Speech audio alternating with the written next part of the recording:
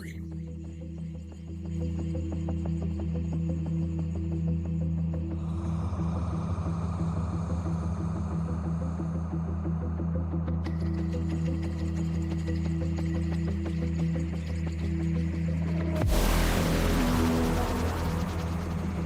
Broadcast the rhythm.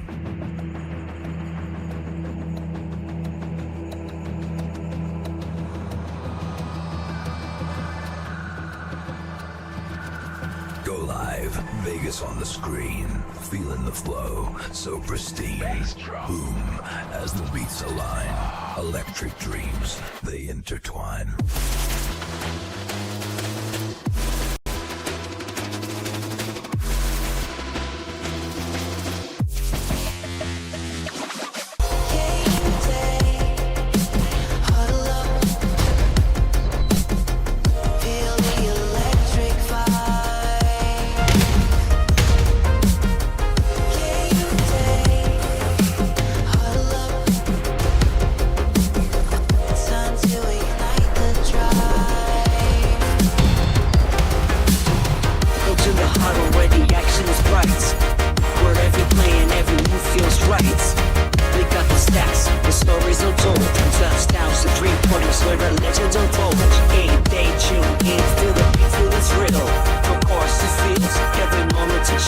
It's a game day huddle. Your sports hang out, bringing you the scores, then make you shout.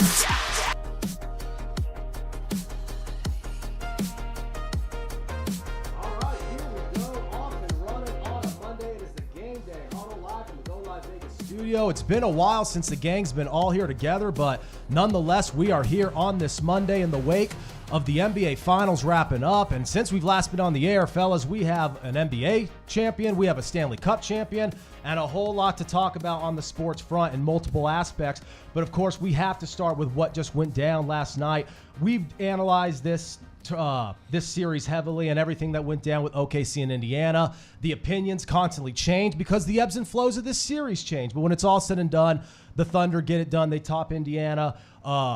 What was it, 103-97 or 91, I believe was the final score. Either way, ultimately, this was a close one for a while, even in the wake of the unfortunate Halliburton injury, Jimmy. But when it's all said and done, OKC's firepower and their defense really step up big down the final stretch. We really saw that middle of the third period run kind of be the distance that really kind of set it all in stone. But again, talking about the ebbs and flows of the series, you had OKC in 5 games. Steve and I had them in 6 games. At one point, they faced elimination. Then it looked like they were going to turn it on and really seal the deal in Game 6, especially with Halliburton's injury. But the gritty Pacers they prove exactly why they were here, why they were able to overcome the Knicks in the Eastern Conference Finals, why they matched up with the Thunder so much better than so many anticipated, including the Vegas books. We saw that lopsided price in the series was not accurate. But again, it's also reflective of just how many different directions a series like this between two teams like this, the way they're matched up,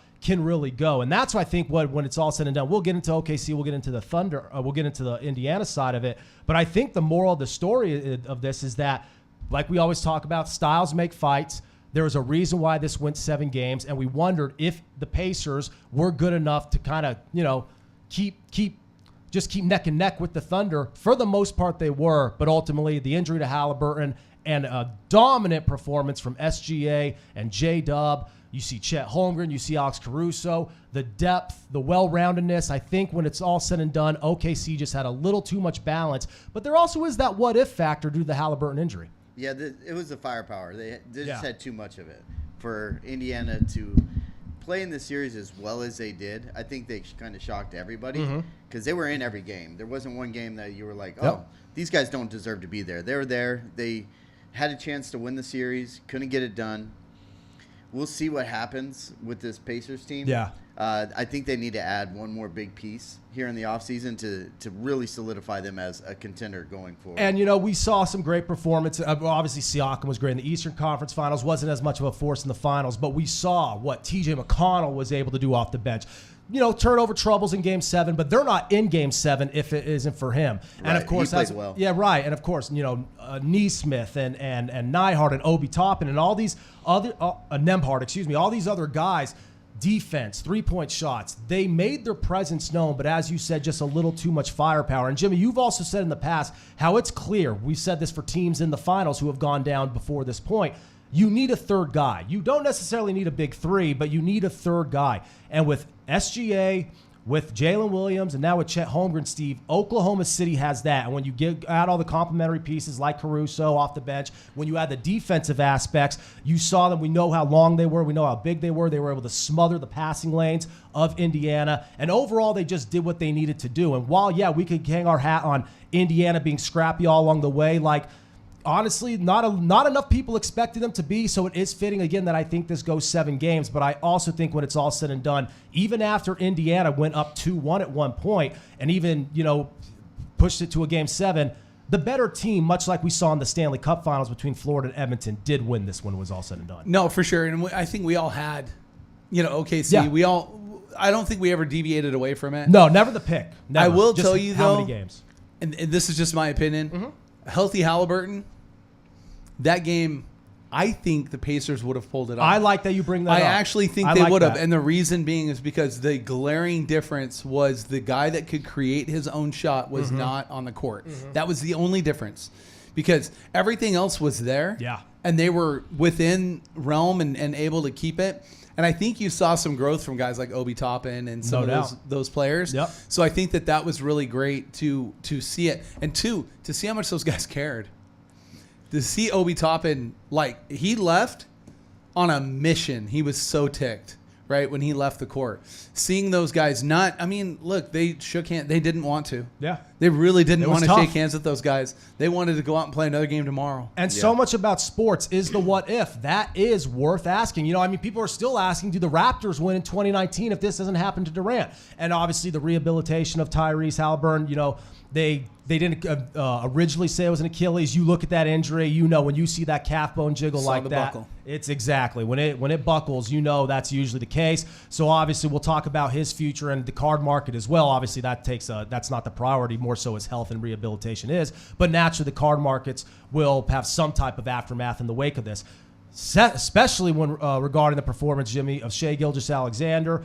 He is the 4th player to win the scoring title, NBA MVP, and an NBA title, and the first player in 25 years to do all that, and also win the NBA Finals MVP since Shaquille O'Neal did it with the Lakers in 2000. So pretty prominent stuff there from the guy who we knew was going to be a star. Really the story of this series, and that's why it's so just sad outright the way it ended, because this was really a clash of stars, a clash of future name guys, face of the league type of point guards in Halliburton and SGA. We saw SGA be clutch when he needed, or maybe not necessarily be clutch, but be authoritative late in games when he needed to. Wasn't necessarily stellar every game in terms of that heroic all-time great performance, but was consistent in every game. And when you get the complementary aspects of Jalen Williams and Chet Holmgren, who even though we may have seen some of Chet's flaws in these finals, I think we saw more of the pros and the cons, especially on the other side of injury. And we've seen how this team really just cooked with him in the mix all the way when he returned to the lineup. So what's very scary with this Thunder team is they're young. Yeah. Yep. Look up and down that Lots lineup. to come. And it's like, holy crap. And they have everybody. And guys are staying around. They're all under contract. Yep. They're all locked in. That means this team's going to be put together like this for at least 3 years. And so we're going to see them for the next 3 years make a run, and it's going to be like, oh crap, they're going to. And that's what's hard to beat. And that's what's so prominent too, because we've seen really good teams in recent years win the NBA title. And when you hoist the Larry O'Brien Trophy, obviously we're going to sit here on a Monday morning after, the day after, and reflect how good you are. But Jokic and some of these other teams, and you have the random Warriors team that, kind of said we're not done yet with Draymond and Steph a few years ago. And even Boston last year getting over the hump. This feels like the most balanced team. Maybe collected on paper, Boston was the best roster, but that Golden State team was still they utilized their depth, but it ultimately came back to Steph Curry and Draymond. That Denver team was more of the two-man show with Jamal Murray and, of course, Jokic. This team just feels like it was perfectly constructed to win the title. And that's why it's fitting when looking at Indiana, Steve, because we wondered, Indiana, their ball movement, their ability to play team basketball, we thought that was the reason why they had a chance, but we also thought that was a reason why they may falter falter because everything they do well, OKC just does that much better. There were instances in this series, as you just mentioned, especially when Halliburton was really locked in and ready to go. That wasn't the case. And you always have to ask those what ifs because it makes it more compelling. It also makes it more unfortunate that it has to come down to was it an injury or was it not. But in no way do we take away credit from the Thunder because of that. It's more so just a reflection of how good Indiana actually wound up being, how that price in terms of the Vegas books wasn't accurate, and how that, certain teams, if they have their guy, and in this case, it's a player in the form of Tyrese Halliburton, if he's there for the full 48 minutes, we, again, may very much be talking about a completely different aspect here. No, and if you recall and go back, I had made the statement that if you took Shai away from OKC and Yes. you took Halliburton away from Yes. the Pacers, that OKC had a huge definitive advantage. Yeah. Because Jalen Williams is not, and look, I understand what the guy just did, and he's the MVP and all of this stuff, but you can't tell me that Jalen Williams didn't show you that he is a great 1A. He is not Robin. 100%. He is another version of Batman. I think that may be the Right? biggest, Yeah, other than the balance of OKC collectively. I think this may be I know I just mentioned Jokic and Murray. This may be the best dynamic duo type of performance we have seen, and the history reflects that. Jimmy, 377 points, the third most of all time, and in total, Oklahoma City throughout the when you combine the playoffs and the regular season, 1,247 in the point differential. That is the most ever. So this was an all-time great year where I wouldn't say they were necessarily front runners, but they were favorites for a good chunk of the year, and rightfully so. And again, while that price, the series price, was lopsided, we all picked OKC for a reason. I think it was just a reminder that Indiana was also here for a reason, and that the fact that we really had to see OKC fight for it. The fact that there was an element of doubt. The fact that SGA, despite being the MVP, really had to consistently play great. And the fact that it wasn't just him who had to play great. As Steve just said, it was the complementary pieces and even the Chet Holmgrens of the world who haven't really come to the party yet as far as that individual performance is concerned, but we see how important he is to the team. As far as the individual performances, obviously it doesn't matter now that the 2025 campaign is officially wrapped. Now that the Thunder call themselves the NBA champions, what do we look at in terms of the card markets? Because I want to talk about someone like SGA. When you accomplish a feat like that, he was already selling big, as you've mentioned multiple times in the show, Steve, as well. But what does it mean for this, to have this kind of culmination, to, even though he gets hurt, to outshine, I guess, based off the result, someone like a Halliburton who's also very popular, to win all those things, the MVP of the scoring title, the MVP of the finals? What does that mean for his trajectory? He instantly gets a 20% bump. Really? Every single card that he has from here on out is 20% higher. Wow. No matter what it is, even if it's his base rookie that was selling for about $15 to $17, it's now trending to $23 to $25, which is almost a 30% bump on the smaller end stuff. The higher end stuff, he's guaranteed to at least do 10, close to 20 on everything that is going to go from here on out. He'll never go down now that he just locked in his championship. He just locked in the MVP. He's going to be back next year putting up the same kind of numbers. You're never going to find him cheap again. And then someone transversely who, even though the story ends with him getting hurt, we saw an all-time great postseason from Halliburton, as we've talked about on this show. And his card market was surging as it seemed. Injuries at a certain point, maybe in the beginning of the season, the regular season, the middle of the regular season, even before the playoffs, I could see where that hurts you. But the only way I guess it would really hurt Halliburton maybe would be more so at the start of next season because he may not be available. But I would have to believe in the offseason he doesn't really take a step back because of the injury, does he not? He will take a step back just because we are the what have you done lately league, right? So in sports cards, as soon as the injury goes, what my advice would be, he's down, and my advice would actually be that at the end of the summer league, start buying Halliburton. I was and just going to say, away. End of August, what you need to do at the end of August, because everybody's diving headfirst into football. They can't get enough football in the end of August because it's ramping up. The season's a week away. Right. You start looking for Halliburton cards because everybody's going to be talking about his injury. He's going to be 6 to 8 weeks still out. So he's not going to be playing. Nobody's going to be talking about him. They're going to sleep on him. Yes. You can grab him for at least 20 to 30% less than what he is right now. And then as soon as he comes back, that first game, he drops 25. you'd be like, okay, unload. Here we go. We just made 30%. So when you say what have you done for me lately, you truly mean the last time we saw you, not necessarily. And we get it. There was that one game where he had like he was 0 for 6. Yeah. Had the like 4 points off from yeah. the foul line. But you're really talking about the moment the Achilles went and he went down. You want a great example Yeah, go ahead. that in recent history I can give you? Please. Brock Purdy's injury Against the Eagles in the NFC Championship as game. soon as He Brock was the Purdy got highest hurt, trending quarterback before then. Yeah. Before then, highest trending. and paid he the fell. most. He fell so hard that he wasn't even in the top 15 in most people's quarterback choices moving forward after that. So there was and a he hu- was literally, it was him and Patrick Mahomes were the guys. Yeah. Right? And then you saw all these other quarterbacks leap over. And then I'm talking about hobby values, right? And how they were trending. Yep. At the time, it was them. And that obviously, for a very good reason, Jalen Hurts was able to leap, and some of these other guys. Right. Another player that you saw this happen with, and again, I'll bring this up because it's injury, right? Dak Prescott was the same thing. Dak Prescott was getting a lot of hobby love for a period of time there, and then boom, I'm going to injury give you the best shut one him right here. down. The best one in this category you don't think about is Joe Burrow. Joe Burrow Yeah. blows his knee out. His card's instantly tanked.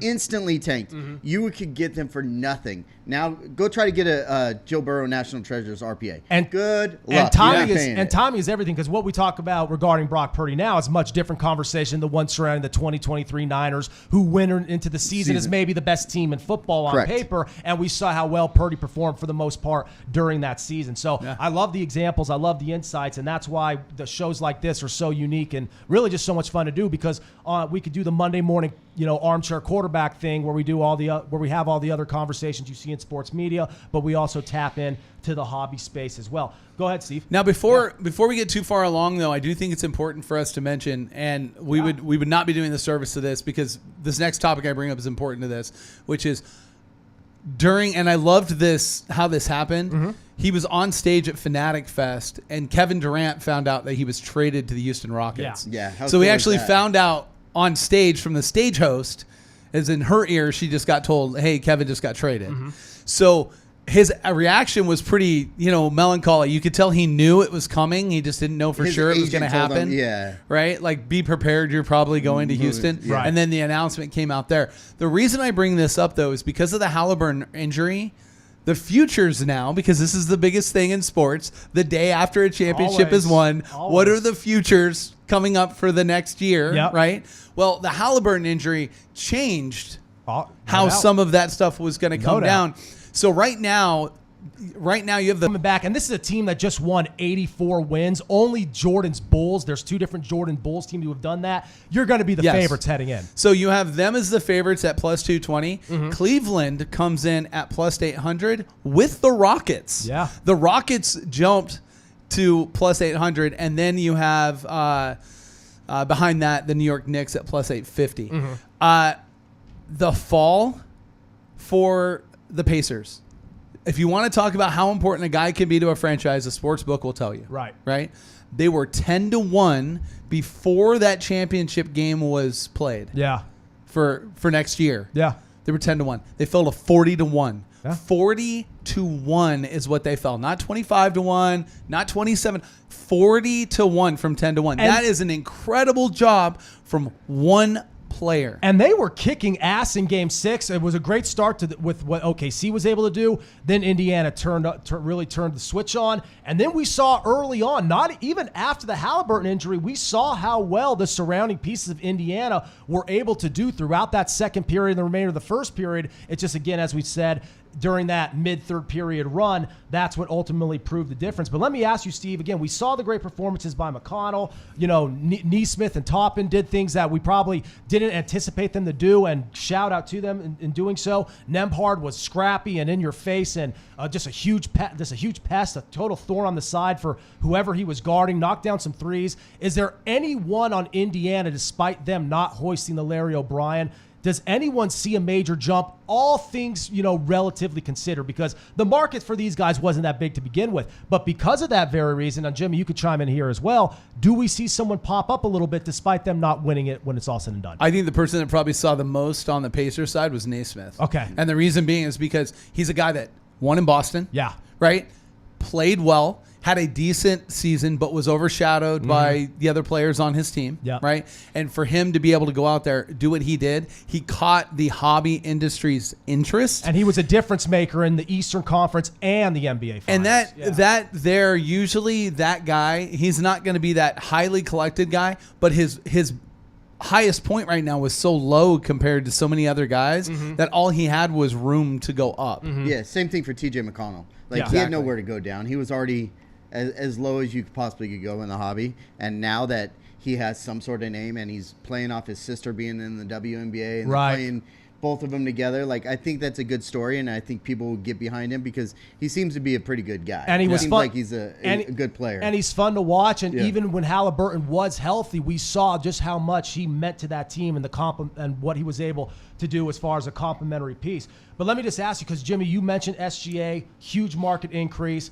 He has really just collectively one of the all-time great years any NBA player has ever had. And really the Thunder are just one of the better teams we have seen in recent memory, especially when it comes to playing defense. What's cool about this Oklahoma City team, guys, is that they're very modernized, but there are elements that, we talked about when Jimmy was out a couple weeks ago, Steve, the length and the physicality of their defense makes them also feel like a bit of a throwback. So, and again, we could have the conversation about maybe it wasn't great for the NBA in the grand scheme of things to have Oklahoma City and Indiana in the finals. But you know what was good?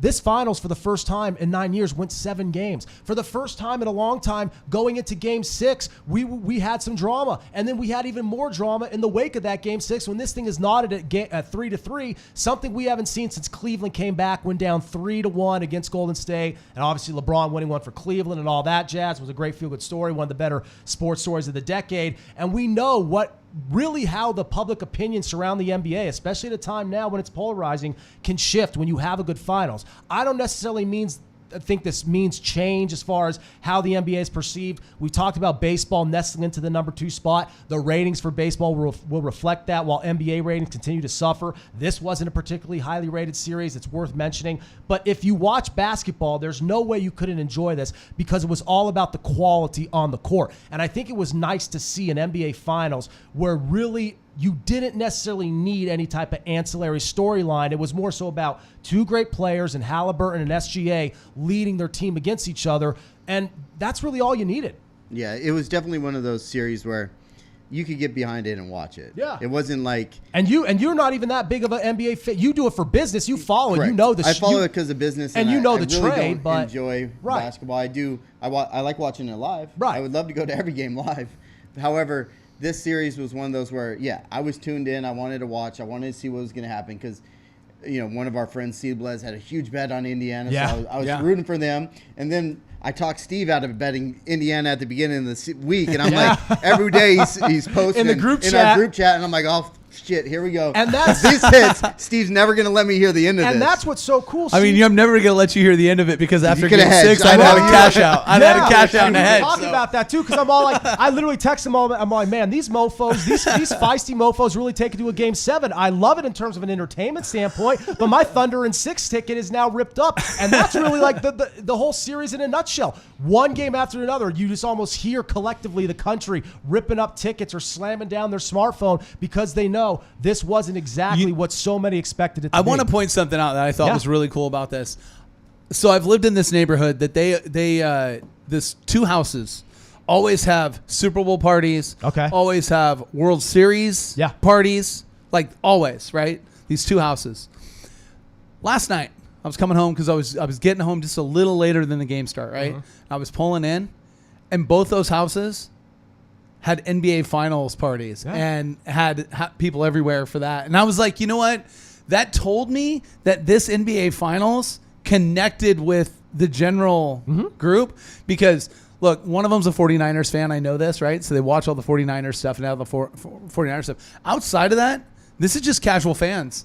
And so to see them actually getting together in the middle of June in Las Vegas when there's 1,000 million things to go do, to actually be there and watching it, I thought that was a really good telling sight. And one of the slides I want to point out, when they panned to Adam Silver giving the championship on the stage, away, right as they panned to him, immediate thought was, does he not come off as the villain from Who Framed Roger Rabbit? I mean, Christopher Lloyd. Yeah. As soon as I saw that, I was like, he looked.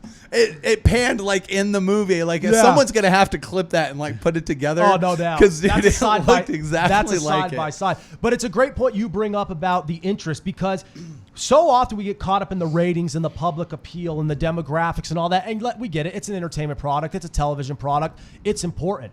But television ratings do not, and we know this, and this goes outside of sports as well, do not always reflect quality television. Just because this wasn't sexy or glamorous because of the two markets involved does not mean it couldn't have been a good series. And boy, did we get a good series when it was all said and done. Again, it went 7 games for a reason. And despite OKC having an all-great season, at one point we were thinking that season was going to end and we would be sitting here on a Monday from this very set talking about the Indiana Pacers winning their first. But ultimately, it's Oklahoma City as a town winning their first. Obviously, as an organization, it's the second this team has won decades ago since their time in Seattle. So ever since making that move in 2008, obviously that was a big deal. But it comes to fruition down the road. We saw him get there with Kevin Durant, who we'll get to again as we wrap up this segment to go to break.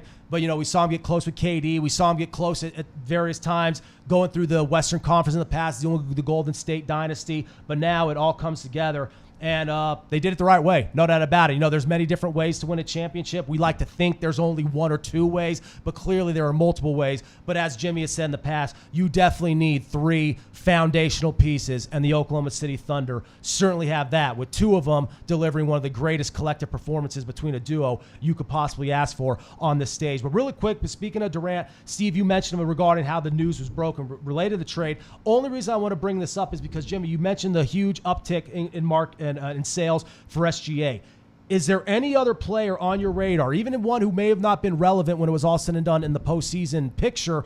Who do you think has a big uptick in sales this offseason compared to anyone else in that landscape?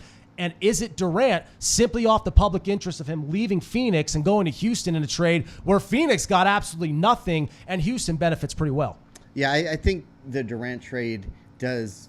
For the card market, it doesn't do much. Okay. It doesn't do much for him. He's already solidified. He's made his bones. He's already where he is going to be. Right. Do I think he goes to Houston and they win a championship? No, I don't. I'm with you. I don't think they do. Mm-hmm. So the only way I think he would get a bigger bump is if they actually made it to the NBA Finals and he actually won another one. Okay. Now, the guy that I think actually benefits from this is Jalen Green. Yes. And the reason being is because Jalen Green is now going to be paired with Booker. Yeah. And they run. Yeah. So that they're I think going to be able to put up 25, 27 points. games. Out of the backcourt, no doubt about it. He's going from where he was scoring 17 to 15 points a game. Now he's going to be 27 to 30. And everyone's going to talk about that, and they're going to be saying that. So the benefit in the card market on this side is Jalen Green, and I think it's 2.5 times what the benefit to Durant would be. And these are all relevant names based on what we saw last night with the NBA season concluding with the finals, and of course the news with Kevin Durant dropping right before that. Obviously, those are going to be the things that are circulating around as the most relevant. But really quick before we go to break, is there a completely random name on your guys' radar on the NBA front that you could see have an uptick just based off of what we saw in 2024 and the 2025 season and what they have in store for I want to see year? If Jimmy goes where I would go, so I want to see what he says. I'm not going to give a name. I'm just going to give a kudos to the Buss family.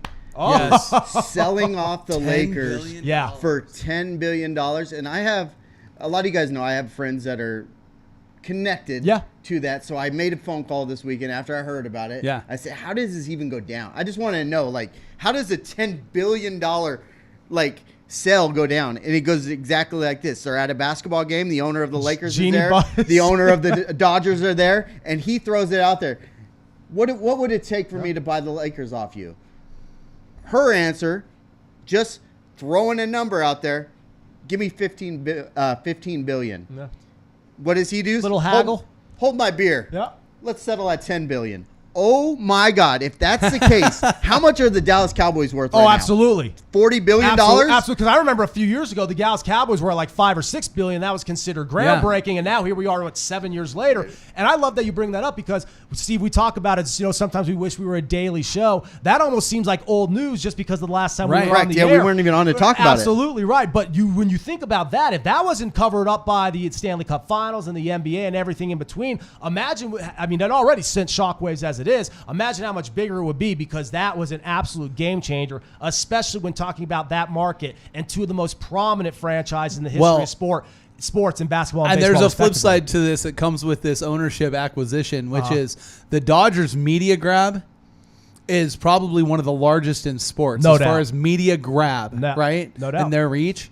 And now the Lakers get to benefit from that. Who are like so the Lakers are going to be in markets that they weren't in. They're going to be in places that they weren't. And on top of it, they're going to be making appearances and going places that they weren't, because that's what they've done with the Dodgers. Yes. So don't be surprised to see. Guess where they're that going? Same type they're of going marketing to Japan. plan. No doubt. Lakers will be playing in 100%. Japan very, very soon. And Yes, the sir. Lakers, like the Yankees and like the Cowboys, are one of the 3 teams in all of sports that attract fan bases from all around And the Lakers globe. will be throwing out first pitches at Dodgers games in Japan. And the cross promotion will be strong. But Steve, Yes. as we wrap up and go to break, Jimmy threw out a name there, or he didn't throw out a name, but he definitely threw out a storyline. But do you have a name in mind? On I the NBA have radar? one, and it shouldn't be a surprise to people, but it's for the exact reason we talked about Halliburton. Is now I'm going to talk about Wembanyama. Okay. And that is, if you didn't buy Wembanyama, he's cheap. You right need now. to go into your bank account, piggy bank, dig in your couch, whatever it is, and get whatever amount of money that you can get. And I need you to go and spend some money on something autographed, something low numbered, whatever it is from him. Because after his appearances at Fanatic Fest this weekend, he's hobby trending again. He's back. People seen him walk around. There's no healthy. limp. He was fun. He was engaging. He His English partaked is in better. all this stuff with he the got involved fans. with everything. He You're was 100% active. right. He is I'm all on. all in. And I'm telling you now that it is going to be, this year will be the passing of the torch from LeBron James to Victor Wembanyama. And we've been wondering when it's going to happen. And It will be this year. And I mark it today. I'm telling you, it'll be this and year. the It happens. seeds, we thought maybe the seeds were planted last year in the Olympic tournament, even though he wasn't successful in winning the gold. The problems he was able to present with Team USA, that gave him a national audience that he hasn't had yet. And now we are even further removed from that. It seems like the clock is ticking, and all things are definitely pointing to It that. is the time to buy. One more thing before we go on break. Yeah. Talking about the Fanatics Fest. Our boy Josh Roth. Did you see what went down with him this week? Let's save that. Okay. We're going to save that. I love it. We'll share it right after And this that's, break. and that's what you Yes. call a tease. And really quick, before we go to break, Aaron, why don't we go ahead and throw up what we have queued up in the preview, because this is exactly what Steve was referring to regarding Adam Silver and Christopher Lloyd as the villain from Who Framed Roger Rabbit. Pretty spot on. You throw a hat on him and darken up those shades. I think that's all I the mean, money. just the way they panned to him and that close-up shot and everything was this shot, no hat, no glasses. It was Adam, well, with the glasses, but not, shaded. Right? It was it's the first thing I thought of. I wasn't even, it. and I was like, oh He's yeah. such a tool too. I hate Adam. I know. He's such a So- tool. The funny thing is, at one point he seemed like he was the right guy for the job. It was trendy, it was progressive, and then it maybe to some people's opinion and minds and opinions, it got too progressive, too involved in the player empowerment and the player movement and stuff like that. But And he then all did other get the controversies. in-season tournament right. And he did, and I think that has been proven. And that was true. Halliburton's coming out party was the in-season tournament. Absolutely, and he only increased everything about him increased upward from that point onward, and he only continued to heat up after that. And to his credit, there are a lot of things that Adam Silver has done right. The biggest things facing the issue of basketball right now are more internal regarding the dynamics of the game rather than how the league is run. Not saying it's run perfectly. There are plenty of flaws, and obviously the ratings reflect that. But basketball more so has a culture within the game issue rather than a collective how the association is run. So say what you want about Adam Silver, but great visual comparison there, Steve. But ultimately, as you saw Adam Silver on that stage last night in Oklahoma City, that pretty much confirms everything or completes everything regarding the NBA. Everything now is all up in the air. It's speculation, and it's just looking into the future and foreshadowing the best you can. But luckily, with these two guys sitting at the desk with me, you have a good chance of doing just that and being pretty accurate regarding the car markets and how things will go up and down in between now and this coming fall. So it's a long off season. There will be plenty to break down, and we'll do just that. But as we put a bow on basketball, we'll do the same with hockey on the other side. Now, it's been a while since we've been on the air, so Game 6 of the Stanley Cup Finals and the Florida Panthers going back-to-back, that may seem like old news. But what isn't old news are how these players on both of these teams are going to surge and fall in the offseason. And like I just asked Jimmy and Steve regarding the NBA offseason, we'll look at the card markets for the NHL offseason as well. So don't go anywhere. We're talking hockey on the other side. It's the Game Day Huddle live from the Go Live Vegas studio on a Monday. Stick around. Peppermint Patty's the worst. Comic-Con.com, your daily comic convention online. Insightful reviews, previews of the comics, toys, and games you need to know. Delightful chats with luminaries from around the geek spectrum. In print, on video, and everywhere in between. The show never stops on Comic-Con.com.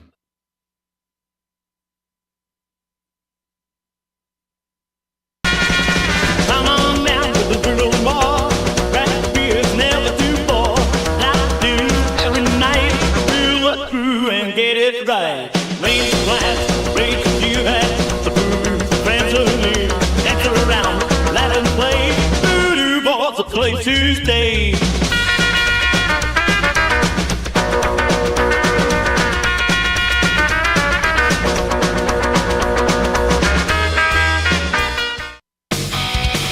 Stop the gas, feel the thrill, chase the legends with dreams fulfill.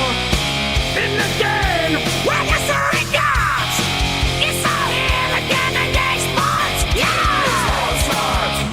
unleash wind, purify and let the flame begin. And these monsters ignite your flame, every path, every dream, every game. Go Live Vegas Studios, a unique multi-camera social media virtual content creators paradise. We offer high-end services using live streaming and film production for your personal or corporate, commercial or event and campaign needs. Pre-record or live stream to your audience on multiple social media platforms simultaneously. Fun and interactive with social media comments, phone lines, live remotes, audio Foley sounds, and Snapchat filters. Be creative, get recognized, and make money. We help you by providing an all in-house production team. Visit our website at golive.vegas.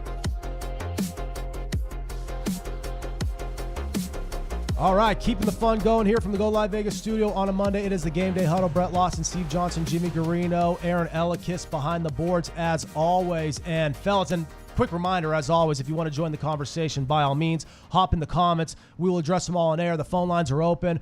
Like, subscribe, follow us on all of our digital and social media platforms. We very much want to hear from you. But guys, we just wrapped up, and we did a long segment there, and rightfully so, because, again, we weren't really able to unpack Game 6, Game 7. I mean, I'm pretty sure last time we were on the ARC, we were previewing Game 5. Right. So we had a lot to really wrap up there as the NBA season and the NBA Finals really come to a close. And, again, with everything regarding the performance of the Thunder and the Pacers, you know, it bears all the different avenues of conversation analysis, especially when you have teams who put up a series like that and so many dynamic players on the roster.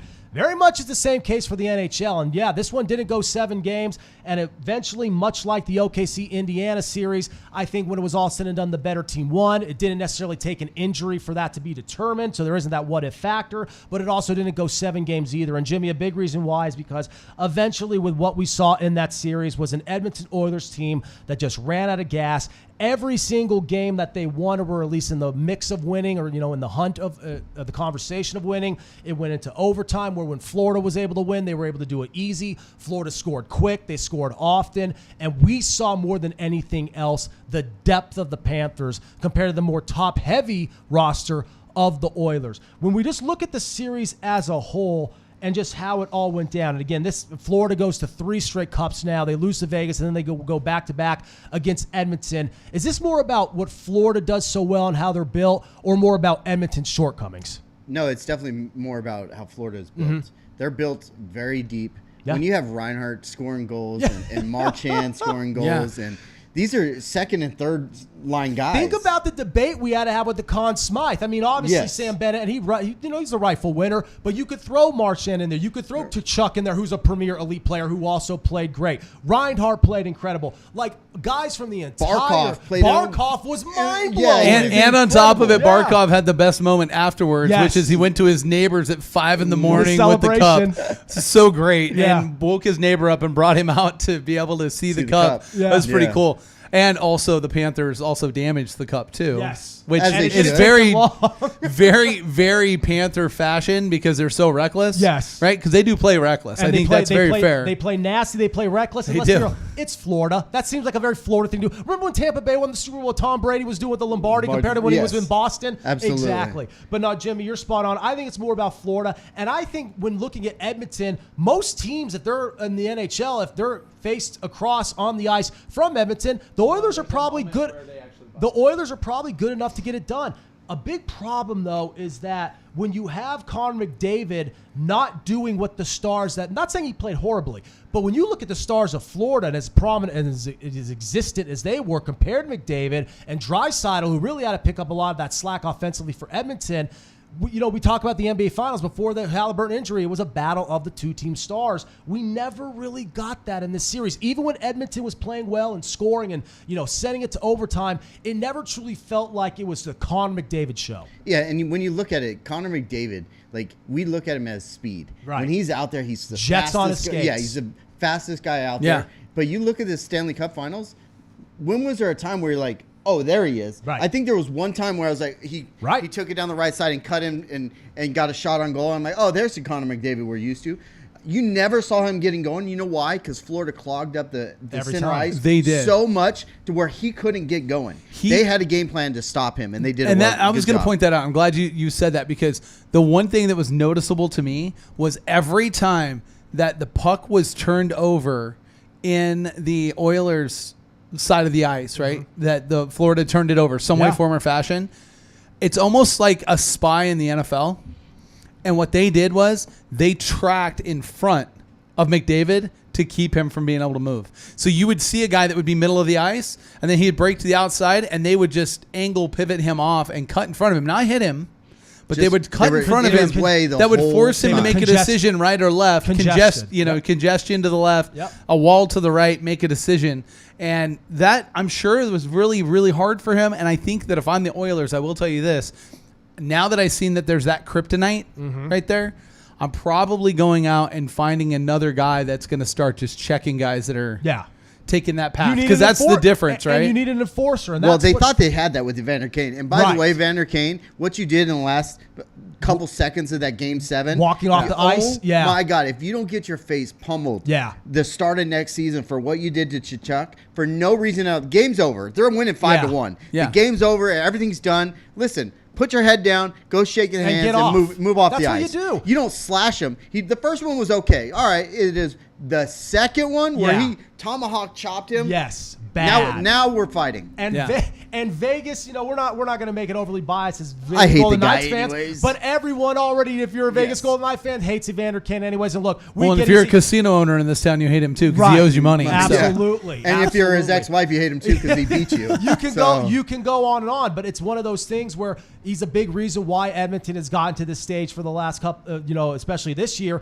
And really, Edmonton has been right there the last couple of years, and they got punched in the mouth against Vegas. They've gotten punched in the mouth the last 2 years against Florida. As you guys just said, clearly there needs to be some type of enforcer to counter that. Again, you thought it may be Kane, but you need someone who could really contribute and really even maybe add something to offensively like Tkachuk is able to do for Florida. When you have that badass element, but also the scoring element, it's a whole different animal. And Edmonton just doesn't have that despite their talent. And, there's been all this talk about Edmonton since the Gretzky years, hasn't been able to get it done. They're still looking for that cup. The conversations about when the next time they'll have an opportunity to hoist the cup. Obviously, that's going to be the case for any organization who's going through any kind of drought in the pro sports landscape. But fellas, the NHL goes through Florida. In 2023, it went through Vegas. And before that, other than that 1 year at Colorado, you had a great run with Tampa Bay. Look at Warm City, USA here dominating the sport of hockey. We own ice hockey. I absolutely love it. Florida, Nevada, kicking ass. All the Canadians want to move down to the warm cities, so why not just own the cup in the warm cities, right Aaron?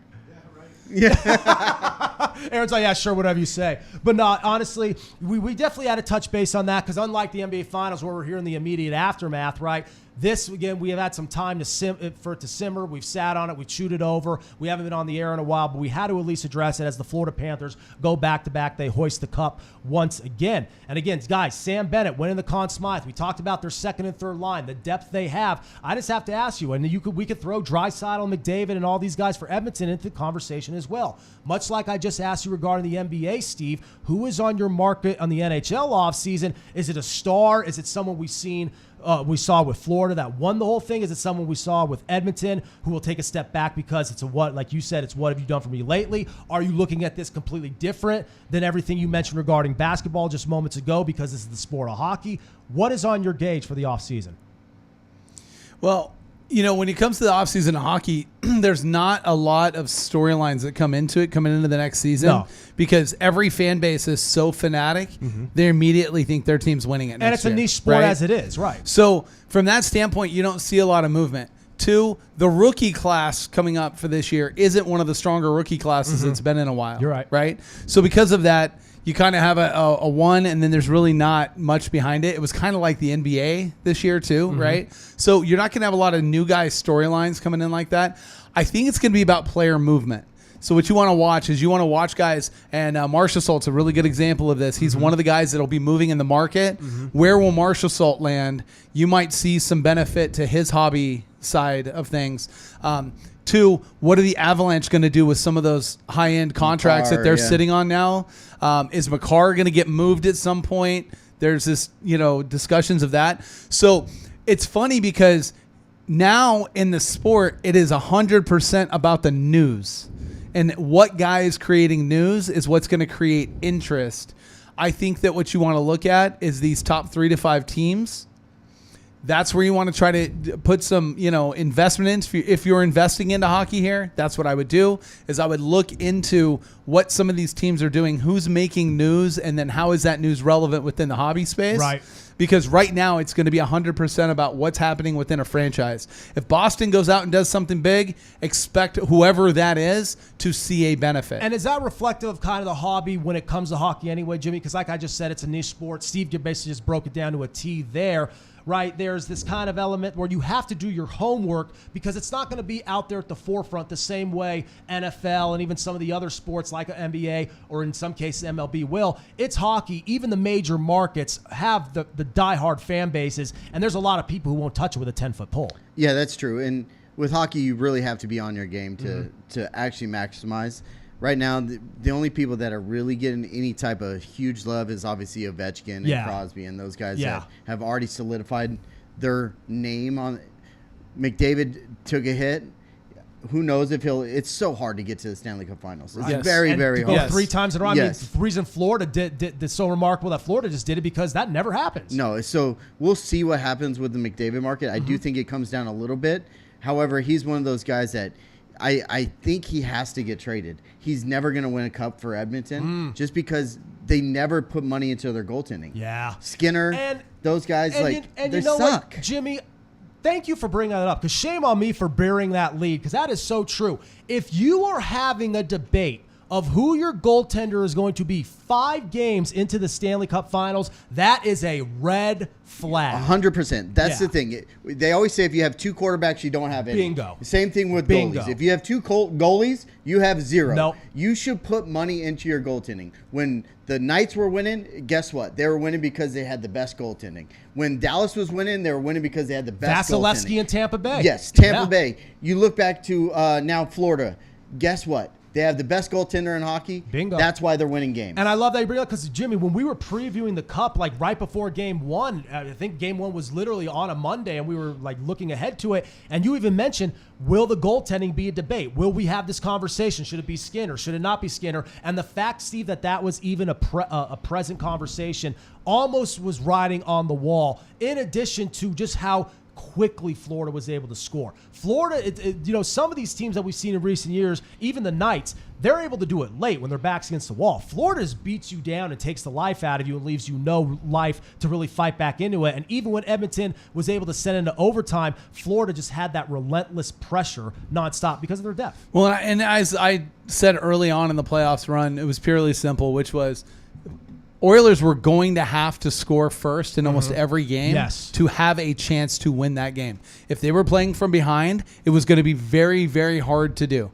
Because the one thing Florida does is that if they have a lead, they're not afraid to give up penalty minutes. Yep. They're not at all. Because they're like, look, all we're doing is just trading that goal back. That's that's their mindset. So therefore, they hit harder, they're faster, they do things, they're not cautious. Whereas other teams, and this was the Knights' problem this year, as soon as they got a lead, they were afraid to get a penalty. They were afraid to get in trouble. Dumped, played back. It was soft. The shots on goal were ridiculous, even in power play situations where you look at Florida, the shots on goal numbers. Every single game, you're all like, well, that is why Florida's here year in and year out. Exactly. And that is why Edmonton has such a problem. And that team, let's talk about this for a minute. Yeah. That team is composed to be together for one more year. You have most of those guys are under contract, and a couple of the guys that aren't under contract are either replaceable pieces or they're going to be within a league price that's going to make sense for them and be able to retain them. Yep. I don't know that anybody from there is going to want to leave. And then I should mention, and unfortunately his name avoids me, and I can't recall, but there is one player that has played in the last 5 Stanley Cup Finals in which he has been on the losing team of every single Stanley Cup Finals team, and he is on the Oilers. It's second year on the Oilers, and apparently is looking like he is what the Corey Perry's a bum.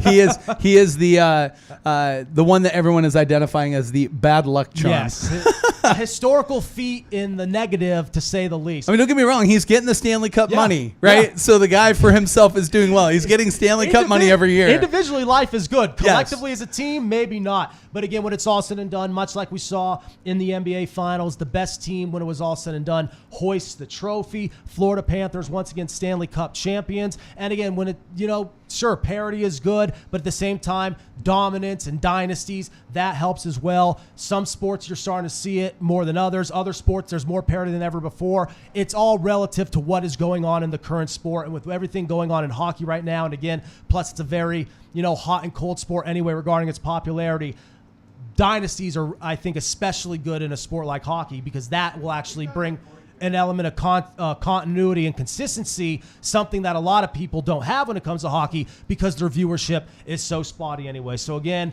hats off to Oklahoma City. Hats off to the Florida Panthers. Both are champions of their respective seasons, and so begins a long off season on both fronts. And if you look evaluating these card markets, real quick before we jump off this Florida, if you look back, they were down 2 games to none. Yes, against Toronto, and in that game they were down 3-1. Yeah, they were down 3-1. They could have been down 3 games to none. That series was a wrap. It's over. They ended up rallying back, scoring 3 late goals to win that third game. Now it's 2-1 Toronto. They go back up to Toronto when they win that game. Now it's 2-2. And now they win the cup. And that's what's so prominent. And that's what's so prominent about hockey, because you don't get the early round mismatches in hockey like you do with basketball, and of course everything with the extent and the physicality and the brutality of the series. It is so much harder to just get there through the war of attrition in hockey than it is in basketball, and even in basketball it's tough. So that says a lot. The line, it was the third line for Florida, and the coach for Florida at the end of the game, he went down the line to him. He said, "I want you 3 guys on the ice to throw your gear off." Yeah. And all 3 of them look back. They're like, "What? We're third line." He goes, "We would have never came back in that Toronto series if it wasn't out for you. You guys get out there." And it reflects it shows you what type of good leadership is. No doubt. And that's why they're going to continue to win. And it reflects, even though the Knights are kind of at a turning point where they are right now, it's very similar to what Vegas was able to do. Depth is invaluable. We see it in all sports. We see it when you have multiple weapons, and we'll get into this when we talk about baseball here on the other side of the break. When you have multiple weapons, and Aaron, you have something queued up. We'll actually let him go in and throw that up. But when you have multiple weapons at your disposal, you are going to be that much more difficult to deal with. And when you have multiple weapons on your depth chart, or on the numerous amount of lines that you have, or platoon waves, whatever system you may use in whatever respective sport, you are going to be that much more formidable. Aaron, go ahead and throw up what you have. You know what that is? That's the chip in the cup, I believe. That's because they This dropped. is Yes. This is Florida putting their mark on the cup. Literally. And that's right there. The 2025 NHL season comes to an end, and it's fitting that the Florida Panthers not only call themselves Stanley Cup champs again, but they dent the most prized trophy, chip the most prized trophy in all of sports. But hey, crazy. You got to love it. Only Florida, right? So again, we had to touch base on that. That officially puts a bow on everything regarding NBA and NHL until, again, the offseason conversations. But baseball, people, we are in the mix of that, and there is a lot to talk about there, both on the diamond and everything circulating it. So don't go anywhere. We're going to take one more final break and come back on the other side. We're going to talk about the show, all that's happening in it, and we'll also dabble into some NFL offseason talk too, because we're only getting closer to that as well. So don't go anywhere, and don't worry. Still plenty more to come here on the Game Day Huddle on a Monday. Again, be sure to like, subscribe, and follow us so you could join in on the conversation. Peppermint Patty's the worst. Comicon.com, your daily comic convention online. Insightful reviews of the comics, toys, and games you need to know. Delightful chats with luminaries from around the geek spectrum. In print, on video, and everywhere in between. The show never stops on Comicon.com. Come on down to the grill bar. Craft beer's never too far. I do every night. Do a crew and get it right. Raise the glass, raise the you hat. The booze, the family, dance around, let them play. Voodoo ball's a place to stay.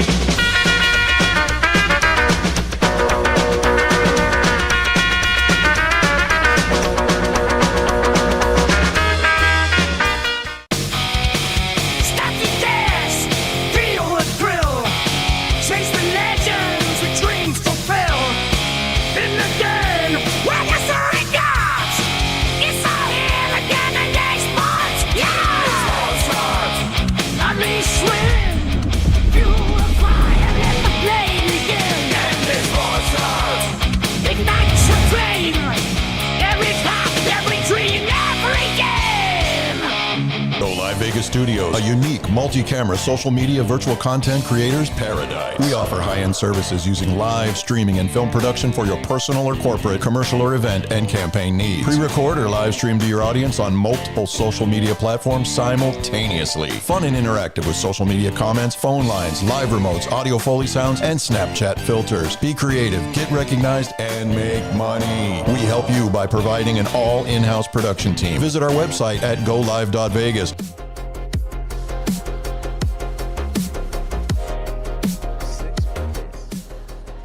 All right, wrapping things up here on the Game Day Huddle on a Monday. Brett Lawson, Steve Johnson, Jimmy Garino talking plenty of fun stuff here in the studio. We were talking Labubu during the break. Let's be honest. We were talking Labubu during the break. Let's be real. Who isn't talking Labubu? Whether we're on the air or off the air, I was all it's in on Labubu this week, Yes. so look. You know the funny thing is, really quick before we do get into baseball, that's just one of those things where each day you get on social media and you see it get a little more traction. Yeah. And at first you roll your eyes, you're skeptical, and then you realize, oh, there's something here. And then like 2 days later, you get back on your phone, you're all like, what did I miss? Because this is all the new craze. Yeah, no, and it's been crazy, and we've had a crazy, the One of His Comics in Henderson, we've had a crazy response to it. It's been fun. It's been challenging because our goal is to try to have them in stock every day. So I'm doing everything I can to source to have them in stock every day. So far, so good. Love it. But yeah, we're doing that, and then obviously it just falls in line with Pokemon, Jimmy, and you know exactly how that craze has gone. Yep, it's Pokemon is king right now. I was going to say, elaborate a little on the Pokemon, because we haven't heard from him much today, but my good buddy, who's really a friend of the show, Michael Lugo, he loves the sports cards, but pretty much every time he shows up at Game Day, He's buying Pokemon. Yeah, and I he's know. obsessed. And you know, it's so funny because I know in certain parts, especially in town, we don't like to localize things too much, but I just know this. Aaron's just staring at me directly. Okay, I was gonna say.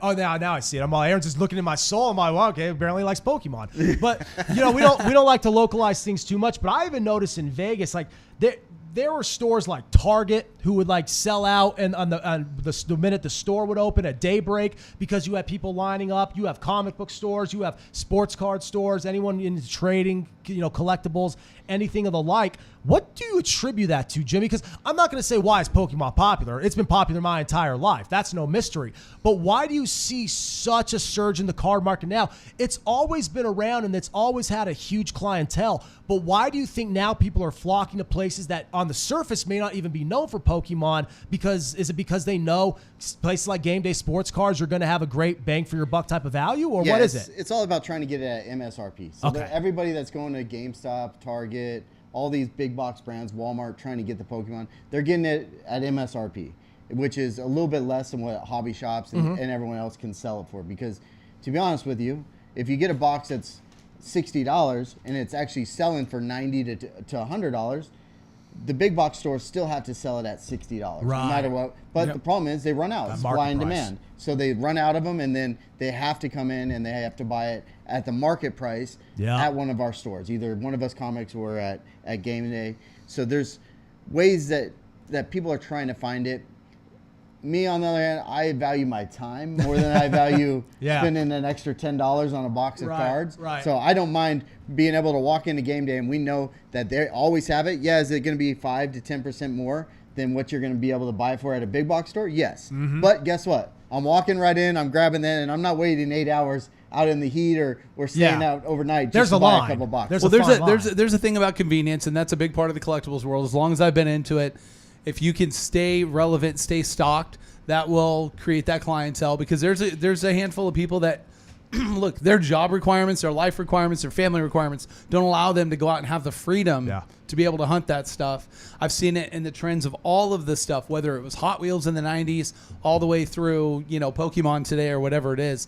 You're going to continue to have these, and it's kind of how these things occur. The difference with Pokemon collecting, I think, and to answer the question you asked Jimmy, was really the difference is that people realize Charizard's never pulled a hamstring, right? I love so when that. we talk about T-shirt, right, so when we talk about eccentric value, it's Pokemon's not doing things to make Charizard less of a character. Right. They're not doing things to make Mewtwo less of a character. And we're not evaluating. Right. And we're not evaluating week by week performance. Right. Yeah. So instead, we're looking at what set's coming out. And now it's about how a set influences the market. So since we're on a Pokemon segment, just real quick, and this is totally unscripted for this. This is great. But what I think is important is that coming out is Black and White. Black and White is the next set that's about to release.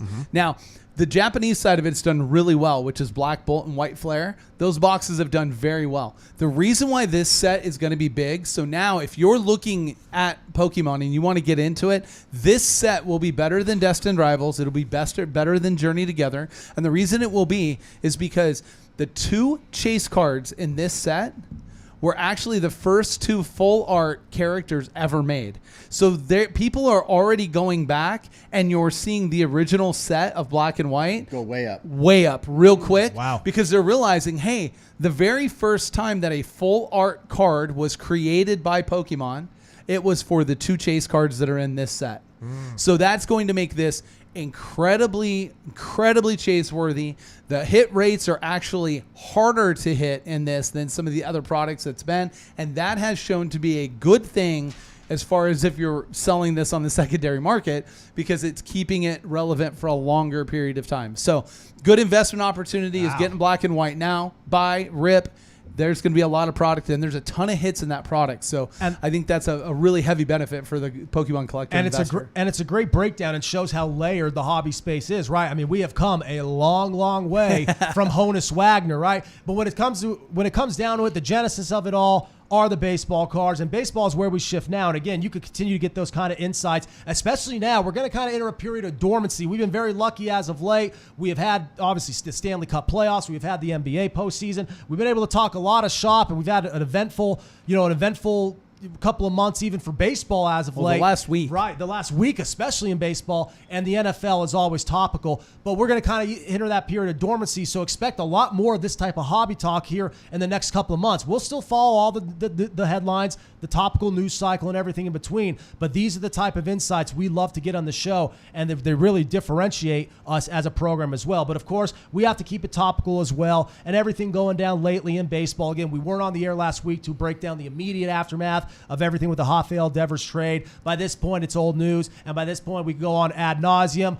San Francisco I do want to got bring a lot. one thing up on that. Go ahead, but San Francisco got a lot. Boston didn't in return. Boston now still being traumatized in the wake of the Mookie Betts trade. Boston, Jimmy, was surging. They swept our Yankees, right? I mean, like, it was looking like things were going kind of good for Boston, relatively speaking. Next thing you know, they shop out Devers, and as we discussed, Steve, in the group chat, now you have what? Xander Bogaerts, Mookie Betts, and Devers all in the National League West, which is an absolute show. But before we get into that, go right ahead. And so I wanted to bring up, so on the Devers trade, what's funny is that David Ortiz actually showed that he reached out to Devers before, trying to get him to change, like, to be a little more, friendly to the team, considerate, right? And he's talking about, and I got to give the credit to our friend Brendan Alex. Brendan Allen pointed this out to me. He's talking about Rafael Devers not responding to him, while his text message that he shows that he has 375 unread notifications. So let's talk about the pot calling the kettle black. Yeah. That was exactly that moment, but that told you how much Rafael Devers had completely shut off from them. And we talked about on the show, like, that hitting slump early on the season, the position change, everything in between. There was never, even when Boston started getting it together, like I just mentioned, there was never a point where the Devers situation turned positive. But can we talk about something that we're not talking about? Lay it on me. Buster Posey. Well, let's give the credit where credit is due. Did Brendan man. Allen bring that up too? No, I actually am bringing it up because the moves that Buster Posey has pulled off to keep this team in that division. Yes. As relevant, relevant, dude. They're second in the division. They were, I think, to start the day, 3 games behind the Dodgers. Right, Padres are 5 games back, and to be as a stalwart in that division like they are, and doing what they're doing, and some of the splashes they've made, and we have to remember they've got a couple guys coming back to be healthy too. Yeah, so they're going to be relevant for a while here. We will see if they make another move. This was a big move for them, but definitely. This kind of was a surprise to a lot of people because they weren't expecting, let's talk about what really happened.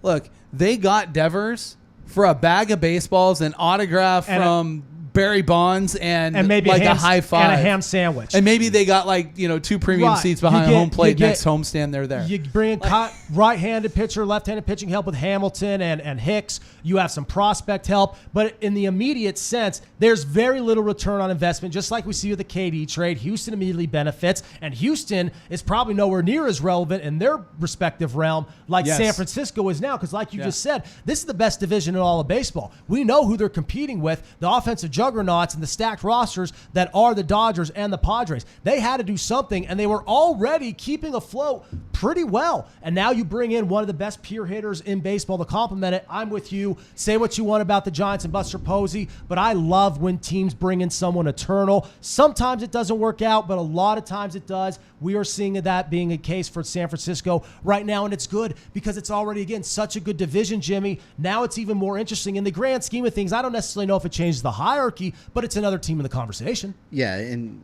you can't even forget, the D-backs that are playing lights out right now, too. And if they didn't have injuries to their pitching, imagine where they would be. Yeah, so that division right now is going to be very, very tough. Good. I want the Dodgers to beat the crap out of themselves, trying to win these games, trying to make the playoffs, trying to get through it. I want the Dodgers to spend every bit of of effort trying to get to the World Series, so my Yankees have an easier run. If the Dodgers, not to cut you off, Steve, but if the Dodgers are going to be the best team in baseball, which they are, at least right now on paper, and as the reigning champs, you want to see them push. Well, they can't take any nights off. Right. Before, last year, the Dodgers could take 3-4 nights off and play other players, do all this. But guess what? You take 3 or 4 nights off now, you're second in the division like that. You cannot get lackadaisical, and we have seen LA even as of late. You have Ohtani pitching. You have the series with the Padres where guys are getting pelted with pitches. Every series, at least in the NL West, that you see the Dodgers in, even if they win it 2-1, you want to make it as difficult as possible. And in some cases, if you could get the 2-1 win, and good luck sweeping them. But if you could pick up a series or a 3-game set here and there against them, it makes the road that much tougher. And Brendan Allen says regarding Buster Posey, that's what happened happens when you get someone in the front office who cares more about the game than the business. No doubt about it. And on top of it, one of the best players of his generation, one of the best offensive catchers we've ever seen, a stalwart in that organization who won 3 championships in 5 years. I mean, he is as good as it gets when it comes to the recent history of the San Francisco Giants. And hats off to him. I think for him, it's he understands chemistry, right? Yeah. So I think that's been a big part of what he's going to do. Now, what I think we should be talking about, and I know that, look, my Padres are in the division and all of that. I think the bigger conversation is the wild card coming out of this is going to be the first wild card, and the second wild card, right, it's just my guess, is going to come out of the East, right? So it's either going to be the Mets or the Phillies, and then the other wild card here is going to be either the Padres or the Giants. No doubt. I think everyone at this table would probably feel that's pretty set. And I shouldn't say no doubt, but there's where there's smoke, there's fire. I think this put on notice the Phillies, the Mets, the Padres are all on notice now that they have to do something else to make things happen. The Dodgers are okay because they still have some guys that are coming back. Yes. Right? And they've had some pitcher issues, and especially in the middle of their bullpen, right? So you've got that. But I want to point something out for you, Jimmy, because you mentioned your Yankees like they have this gigantic lead in their division. Not anymore. And I want to remind you, that Tampa team is very young. They don't know they're supposed to be there. They don't know they're supposed to do it. And I want to pre-warn you, they're one of the deepest farm systems in baseball right now, and have been with for what they a couple have, years. And they are in a point because of the situation with their stadium and everything that they need to generate revenue. And the way you do that is you sell new jerseys, you sell new, programs, you sell all of those other money creating things by adding new players. I expect the Rays to go out and make a splash. And I just want to circle it back because we need to give credit where credit's due. This is going to be a where Steve was right moment. Junior Caminero is leading the voting for the third baseman in the All-Star game. And that was important to me because I think that his ability to kind of jump out and become the player that was expected of this young guy to be, because we're not seeing it out of the kid with the Brewers, right? We're not seeing it with these guys like we're seeing it with him. He's a guy that's showing early on that he's got that early leadership capability in that clubhouse. And that was what was missing with Wander Franco, right? When they had Wander like moving and they were making all these moves and everything.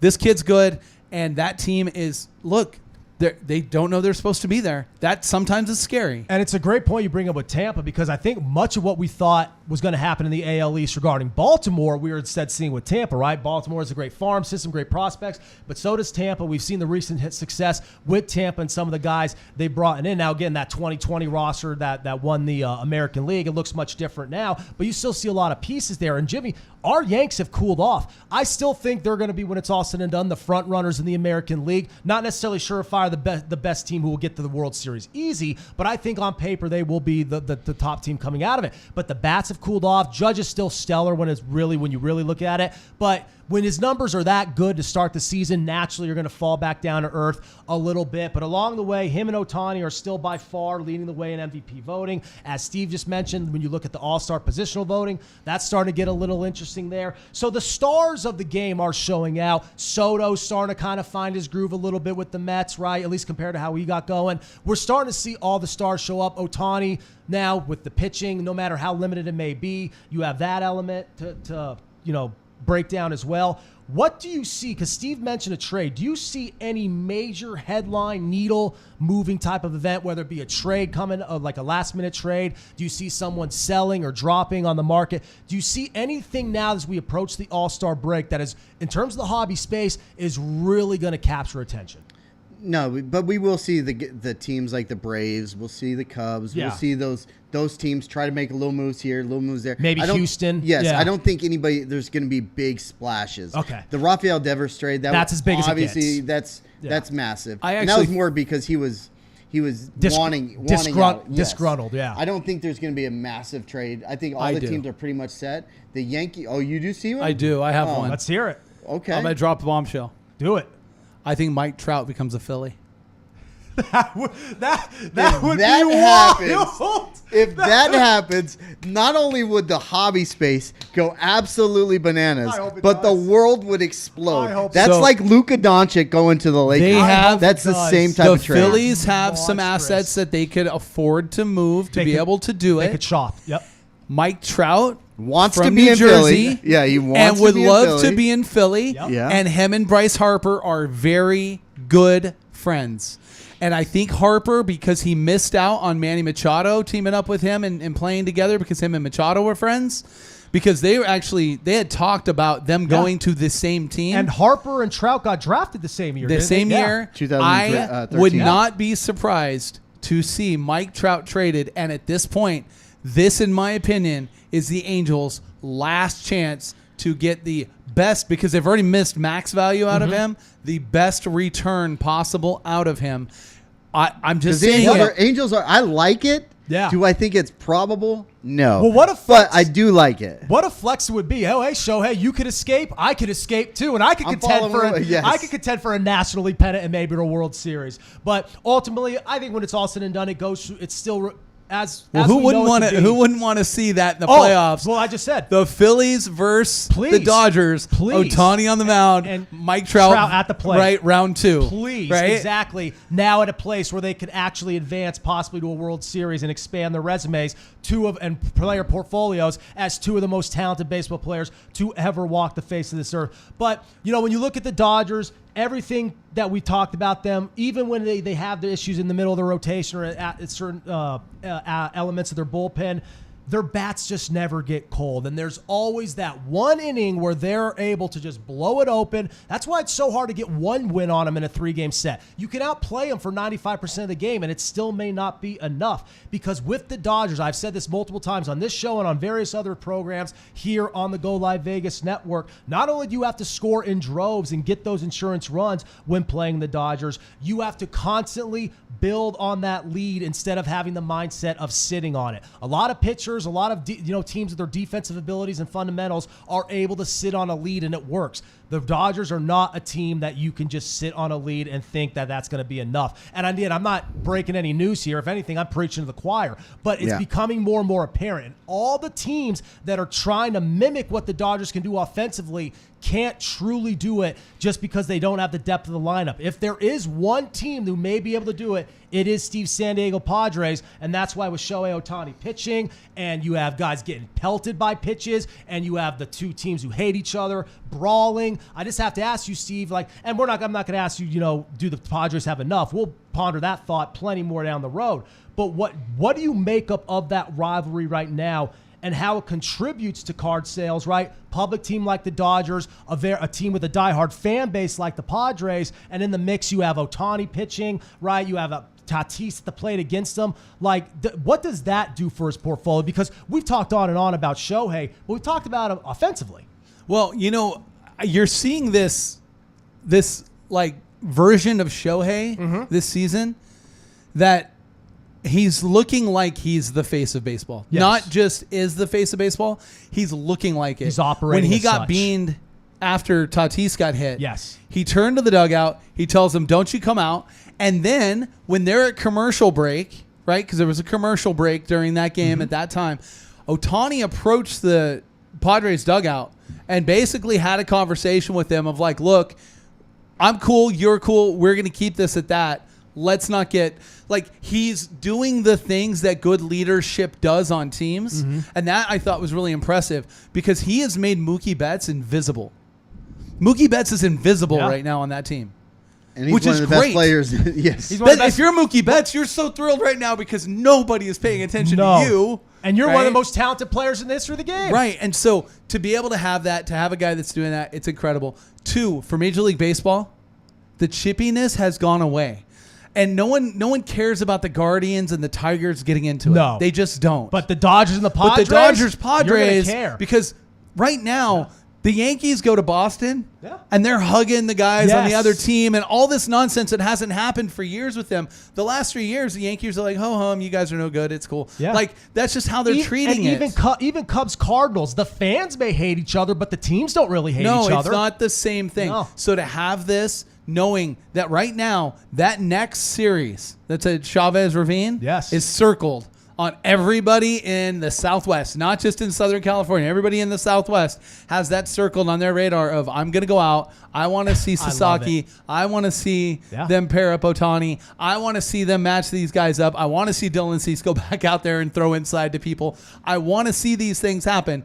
This is exactly what the sport needed. No doubt. And we've seen the key demographics, not only the ratings, the key demos, the target demos, that 18 to 35, 36, 37 demo, it has exploded. A big problem with baseball is not only that people aren't watching regularly, that the kids aren't watching. That's not the case now because baseball is cooler than it has been in a long time. Yeah. And Steve, as we mentioned, the Dodgers-Padres feud, because boy, is it a hot one right now. If there is one entity in the major leagues, if there is one fan base in the major leagues that hates the Dodgers more than the Padres, it's the Giants. And it's fitting now that, again, all three of those teams aren't just going to have to go through each other. They may write the story regarding the National League when it's all said and done. Oh, and by the way, the Mets and the Phillies, they don't like each other either. No, so not that at all. National League landscape is just an absolute joy. And Jimmy, again, we'll see how our Yanks fare in the American League. Hopefully those bats tick up, get back into form. But again, that's just me. There's a lot of people watching this. Hopefully there is a lot of people watching this program.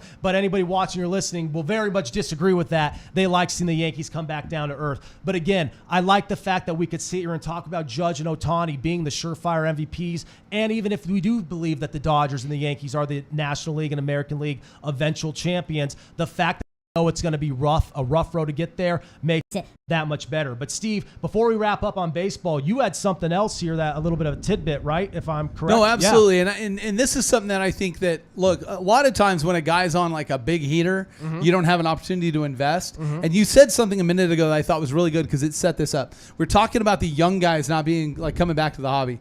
When you're a young player in baseball right now, you're doing everything you can to play shortstop and center field. Right? That's all you're doing. You're trying to be a shortstop or center fielder because now your best shortstops are playing, third base. They're getting moved around the diamond, whatever it is.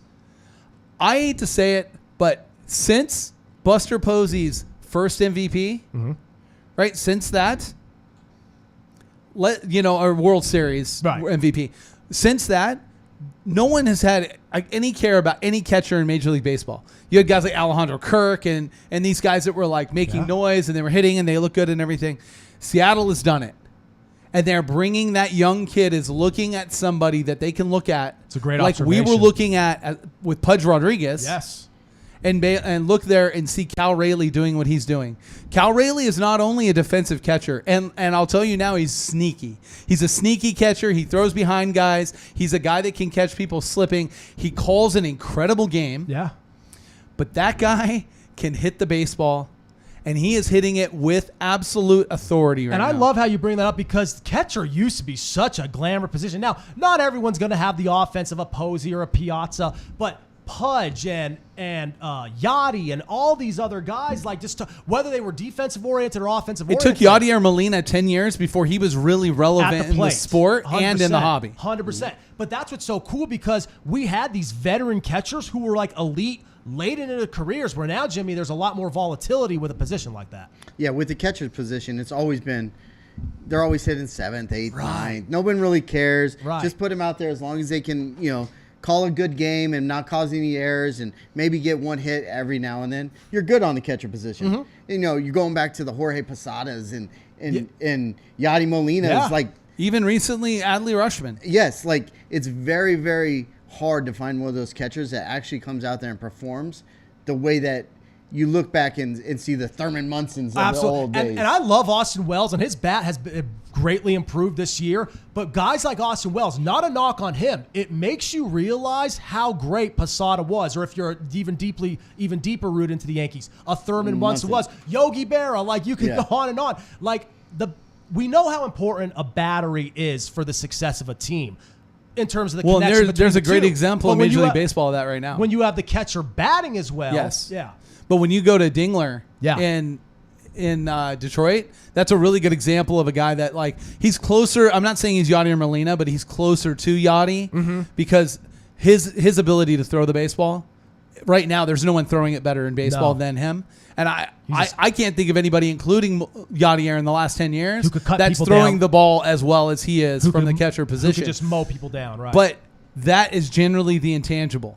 He could call a game and throw it down and doesn't help you offensively, or you get what you're getting, which is a perfect storm in Seattle of a guy that, look, I think right now everybody that's sitting at this table says Aaron Judge is the MVP, but Cal Rayleigh is not far behind it in the American League. And he's not. And I love the fact that we are not even at the All-Star break, and we could have that depth of discussion. Well, and he just passed Johnny Bench's record for most home runs before the All-Star break There for you a go. catcher. He's set to break the record for a catcher. He's also going to probably be within the top 5 averages for a catcher all time. Yep. Like, all of these things are going to fall into place for this guy. I just think, look, guys don't dive into catchers like this. I've been talking about it for years. Jimmy knows this because it's kind of been an ongoing joke with me. Soderstrom is probably another guy that'll make noise like this. Give him another year. You'll probably see him making some noise as well with the A's. But I'm telling you right now, this guy is legit. You don't pitch around him. He doesn't have a spot. Like, normally there's a spot that you can pitch guys and they struggle. And look, the guy is having an incredible time. And Jimmy, talking about incredible times, one of our buddies just had one of the most incredible moments of his career, wouldn't you say? One of the most incredible monuments in the hobby. If you like what Fanatics did, so Fanatics has taken over. They've got the license for MLB, football, and basketball. Yep. All start at the end of this year. They'll have all 3 of the license. What they're doing and bringing the fans closer to these athletes is incredible. They did a Fanatics Fest this weekend. They had 50 athletes. And we're not talking just no-name athletes. We're talking LeBron James, Stars. Tom Brady, like Icons. the celebrities in the hobby. You have Travis Scott's there. You have Livy Dunn's there. You have all these people that are like so huge in the hobby and in just their own way. And then our buddy Josh, he goes out, he buys all the hot quarterbacks. He buys the high-end stuff. He's been doing it for a long time. And he goes by Roth cards. Yeah, for Roth everyone to cards. know. He's been, at our store numerous times. He was on the podcast early into the Gameday Huddle. They came in studio and we did an interview and had them on for the Gameday Huddle as part of our early on. This podcasting. is 3 or 4 years ago. Yeah. And to see the escalation of what they've done. Now he bought this card. Nobody knows really what he paid for the card. I'm guessing somewhere in the under $100,000 for the Jaden Daniels 101 card. Well, Michael Rubin standing at the top, and he has the owner of the Commanders with Jaden Daniels on stage. And he yells out into the crowd. He says, "Who has the best Jaden Daniels card in the crowd? I want to buy it." And so Josh raised it up. Of course, he has a 101 Prism Finite, Black Finite card. It's a BGS 9.5. He goes, "I have it." He goes, "How much do you want for it?" He goes, "Well, Paul Skeen's pro debut patch went for $1.1 million. He goes, "So I want 1.1 million," like joking around with the guy. And he goes, "No, seriously, like, what's the price?" Do you have the video, Aaron? Yeah, we have it queued up. Let's cue the We'll video blast and it. let you guys Yeah. watch it and see what happens. Here we go. Check this out. Hold on, we got a $1,000 card. Anyone got a better card than what? Hold on. What is it? Best of the best. There's nothing better. What's that really? What's it worth? It's the best card. What's it worth? All right, so it's got the best Panini. Which card is it? Black Prism. What's it worth? That's What's it really worth? All right, one time, $500,000. You want it? From Josh Harris with Jaden here right now. And you're going to sign Jaden jersey back to it. $500,000 one time. You want it? Yes or no? Deal. Let's get up here. Okay. Congrats. $500,000 is done. What's crazy about that is that those who follow the hobby might know this or follow Josh, but casual observer like Brett, you wouldn't know this till now. He is a huge Commanders fan. The biggest. He is the biggest in the hobby. That's great. He has some of the biggest Commander cards in the hobby, and he was on the hunt for this card and had been grinding to find it. And when it came across to him, because he was the biggest Commanders guy, is how he obtained this card. Josh has been a friend and a part of the program for a while. He's also someone that I've just entrusted over the years and been involved with on different deals. I've done deals with Josh, and actually at one point, now this is not the best investment thing to mention, but he was after Trey Lance cards, and I actually helped him secure one of the really rare Trey Lance cards when Trey Lance was trending really Hindsight heavy. 2020. Because he's a quarterback guy, as Jimmy said, right? Yeah. And he does. So to see him do this, to know that he did where he invested into a guy that busted so hard, and Josh lost so much money and all the money he put into Trey Lance, to see it come full circle and to him benefit from this, all I can do is applaud the guy, tell him congratulations, Josh. Life-changing money instantly, because they paid good money. They paid strong for the card, I'm sure. Nowhere near $500K. Nowhere near $500,000, and nowhere near. So they probably profited close to $400K on this card. But today, I'll tell you right now, if you are holding a Bo Nix Black Finite or any of those, you might want to put up a really big asking price, because I guarantee just hit up the Denver needle Broncos just moved. owner and see what happens. Well, the Bolin family. We just saw that Dick's Sporting Goods got into trading cards, right? And that they got into Tom Brady's opening stores, right? You've got these players and people that are now in the sports space that are showing their involvement. You've got owners of franchises. You had the Pirates out trying to buy the Paul Skeens card. And you have all of these things going on. And to see what's happening because of Fanatics investment and everything that they're doing into the hobby space. And one thing I want to point out is a Hall of Excellence is opening here in Las Vegas at Fontainebleau.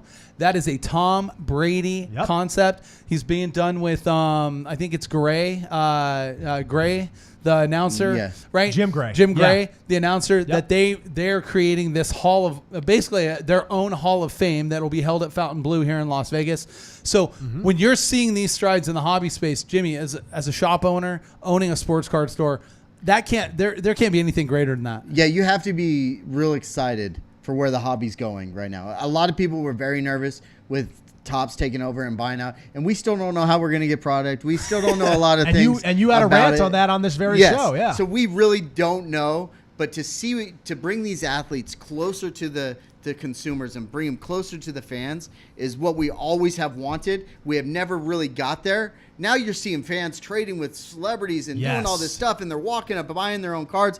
It's an amazing time to have a hobby shop in this country. And as a novice, that was one of the biggest things to me, because you look at the social media presence it has. I mean, look, every other show that you see out there on the social media platforms, on TikTok, that are live streaming, you have card breaks and you have, everything regarding the hobby space, showcasing different items and products. And we here on this show, we tap into that as well, again, with the topical conversation, the actual, sports headlines that's based on the news cycle. But as a novice, even following the coverage of Fanatics Fest throughout the, the weekend and all that, I thought the same thing.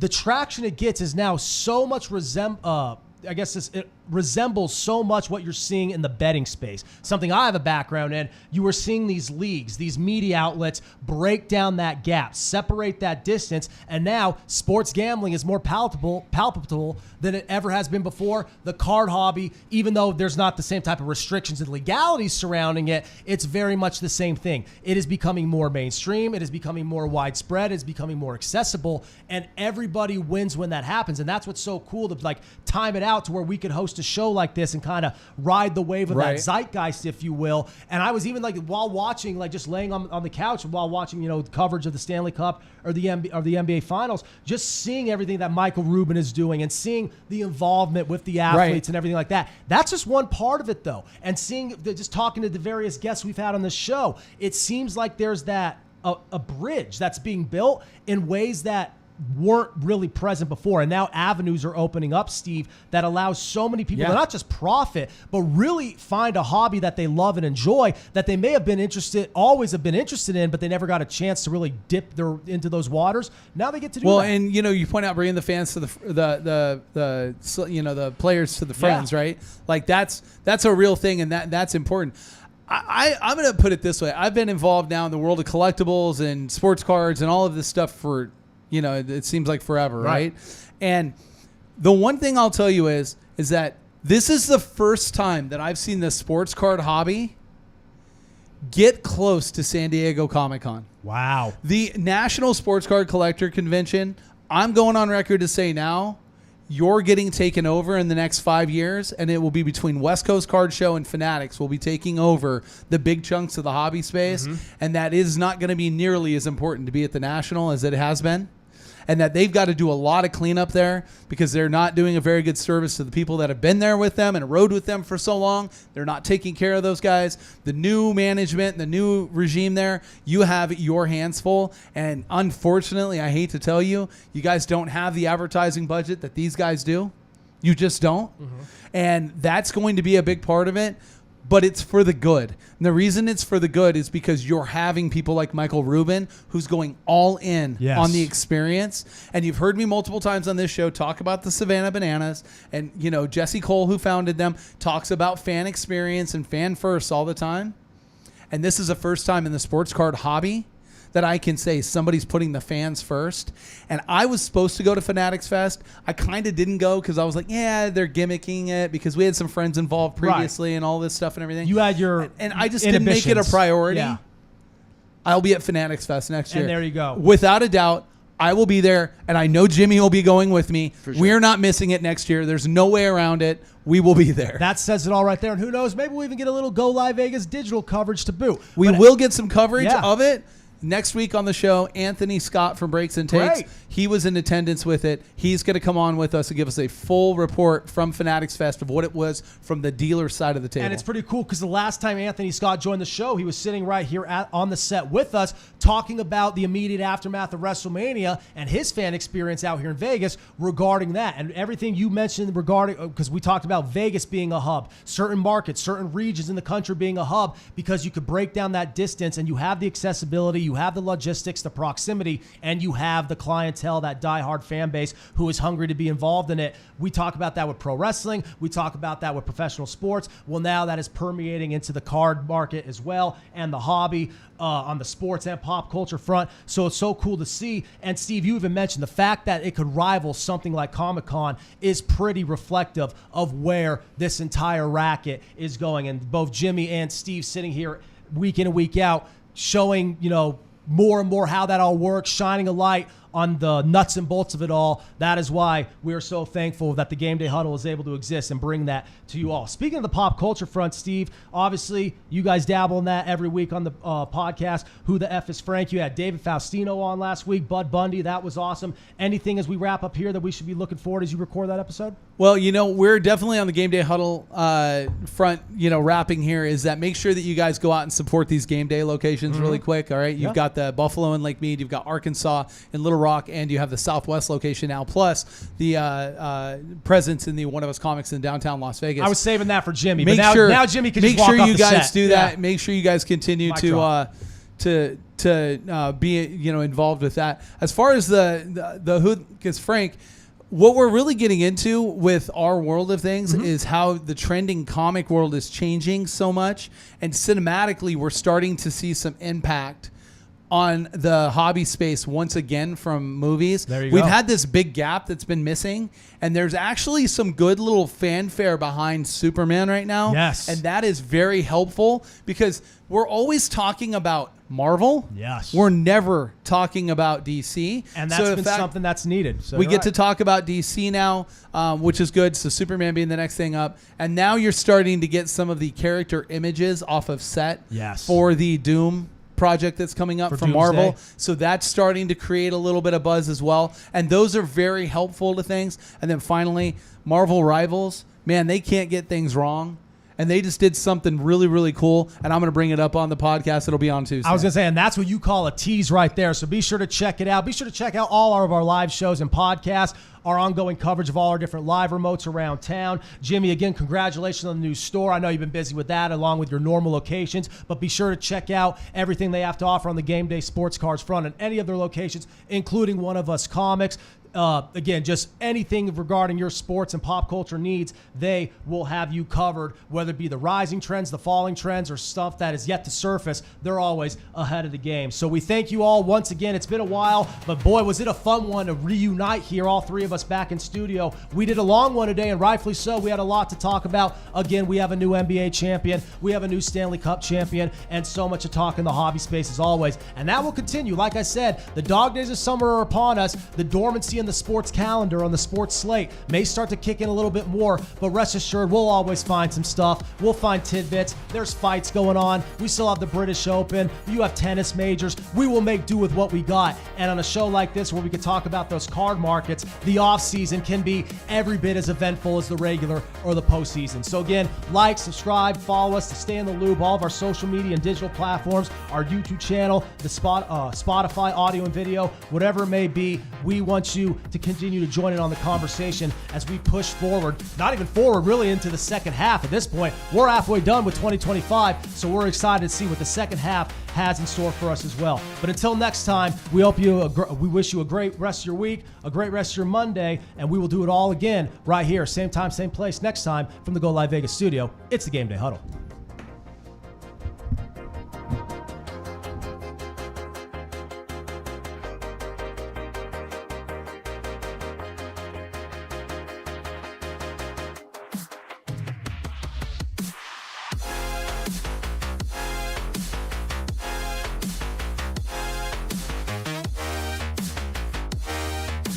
PokeCon LV coming to Las Vegas, September 20th and 21st at the Ahern Hotel and Convention Center. Tickets available at PokeConLV.com. Make sure you get your tickets. VIP tickets still available. Voice actors fun and, of course, everything Pokemon. Don't miss it.